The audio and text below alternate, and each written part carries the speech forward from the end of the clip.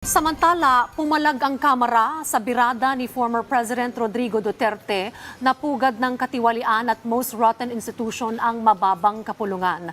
Ayon po kay House Secretary General Reginald Velasco, seryosong pag-atake sa mga kongresista ang mga patutsada ng dating Pangulo.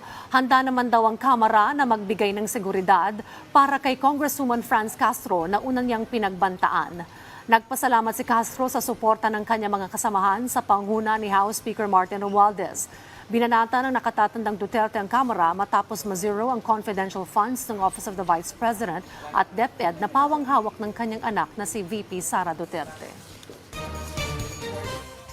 Bakit kailangan mong itrete na tatawagan mo yung mga tao na parang mag-people power, no? Pagka hindi daw pina-audit. So parang doon sinabi ng mga party leaders, parang mali yata yung call for action, no?